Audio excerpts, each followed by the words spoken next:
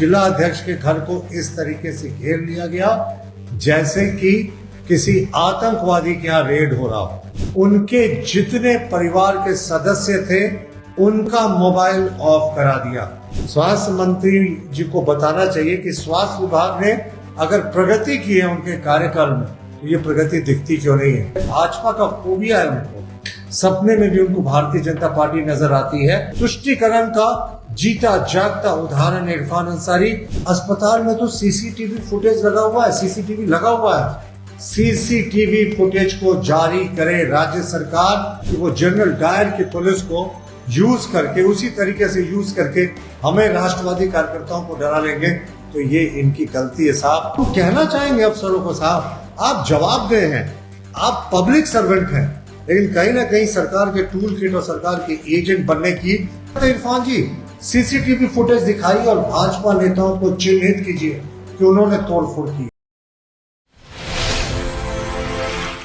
देखिए ये प्रेस वार्ता इस सरकार के द्वारा किए जा रहे विपक्षी दलों, खास करके भाजपा के कार्यकर्ताओं, भाजपा के वरिष्ठ कार्यकर्ताओं का, वरिष्ठ नेताओं के खिलाफ जो दमन चक्र चला रही है सरकार, ये बिल्कुल इनटॉलरेंट सरकार हो गई है। और पुलिस जो है वो जनरल डायर की पुलिस की तरह काम कर रही है, यानी जो मर्जी आता है वो करती है। अपने हुक्मरानों की सैल्यूट बजाने के लिए, हुक्मरानों के हुक्म की तामील करने के लिए वो लगातार इस तरह के कार्य करती है जो कानून सम्मत भी नहीं है। अब मैं आपको बताता हूं, आज सुबह 5 बजे जब पूरे तरीके से सूर्योदय भी नहीं हुआ था, हमारे जामताड़ा के जिला अध्यक्ष सुमित शरण जी के घर में डीएसपी के साथ 4 जो है थानों के पुलिस ने धावा बोला। बहुत ही गंभीर मुद्दा था और जिला अध्यक्ष के घर को इस तरीके से घेर लिया गया जैसे कि किसी आतंकवादी के यहाँ रेड हो रहा हो, और पूरे घर के सदस्यों को बहुत ही खराब तरीके से बिहेव किया गया।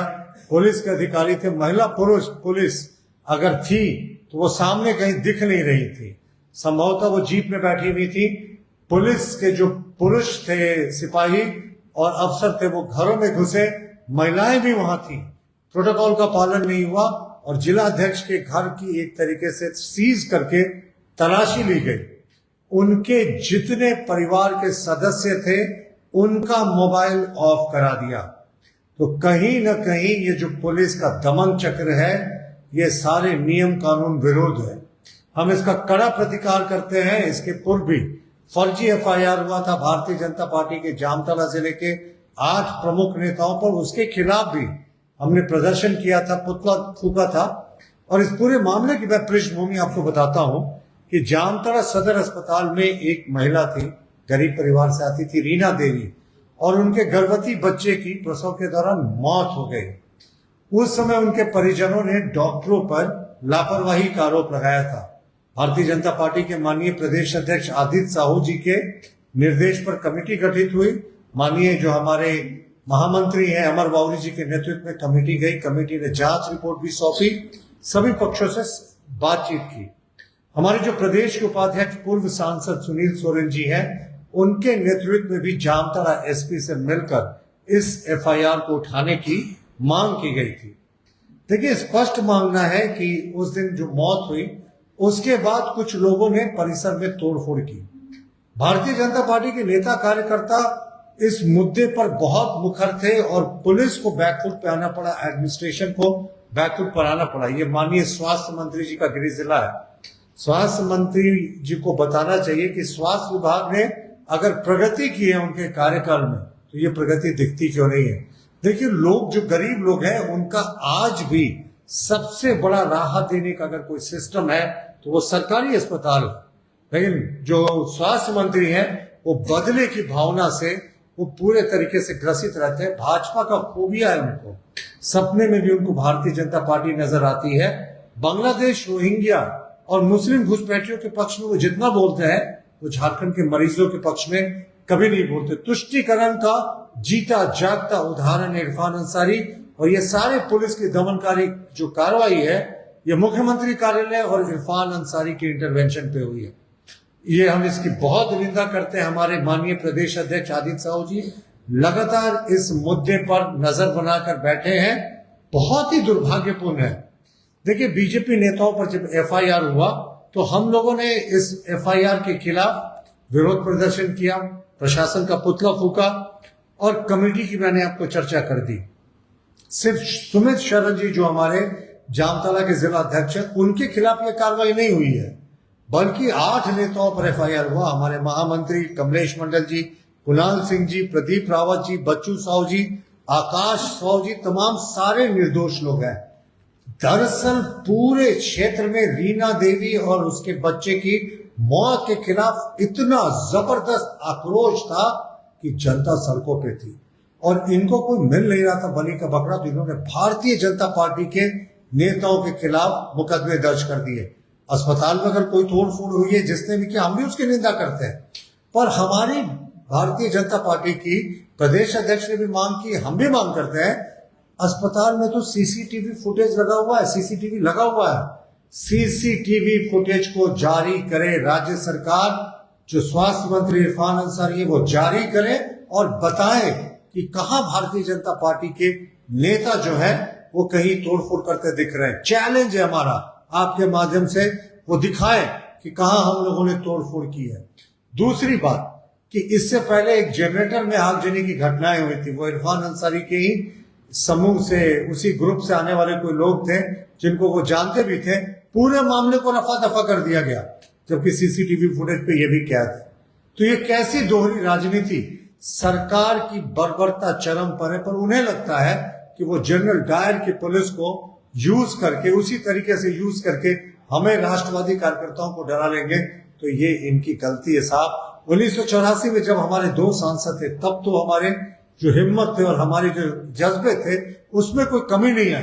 तो इनको क्या लगता है अब तीसरी बार केंद्र में सत्ता में है, विश्व की सबसे बड़ी पार्टी, क्या हमारे जज्बे में कोई कमी आने वाली है? कोई कमी नहीं आने वाली है। कितना भी जुल्म ये सरकार कर ले, उसको समझना चाहिए कि सरकारें आती जाती हैं। अधिकारियों को भी हम कहते हैं साहब, आप नियम सम्मत कार्रवाई करें, हम स्वागत करेंगे, हमें कोई विरोध नहीं, आप करें नियम सम्मत, लेकिन राज्य सरकार का टूल किट बनकर काम करेंगे ना साहब। सारे अधिकारियों को हम आग्रह करते हैं, सरकारें आती जाती रहती हैं, आज उनकी बारी है तो कल हमारी भी आएगी।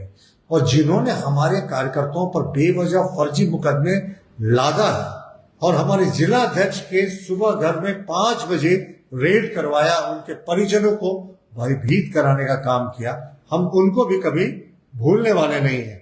अब बताएं, अब मैं आपको एक और उदाहरण दिखाता हूं। कहते हैं ना, power corrupts and absolute power corrupts absolutely. वो दिनकर जी की पंक्तियां थी ना रश्मि रथी की, जब नाश मनुष्य पर छाता है पहले विवेक मर जाता है। हमारे प्रदेश अध्यक्ष इस मामले को लेकर इतने चिंतित थे कि उन्होंने प्रदेश के तमाम बड़े अधिकारियों से बात करने की कोशिश की। मैं आपको दिखाता हूं, इस घटना में कोई भी कुछ बोलने को तैयार नहीं। इसका सिर्फ एक अर्थ है कि ये इरफान अंसारी और राज्य सरकार का दबाव।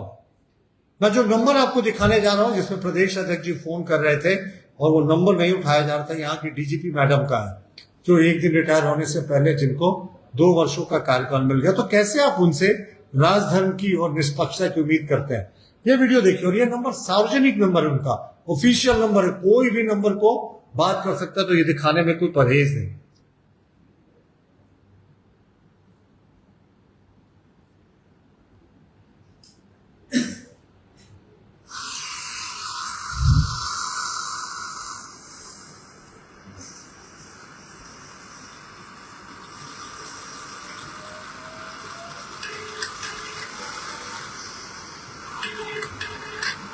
ये हमारे प्रदेश अध्यक्ष अपने नंबर से फोन कर रहे हैं मैडम डीजीपी को, इस घटना के बारे में जानकारी लेने और अपना विरोध दर्ज करने के लिए।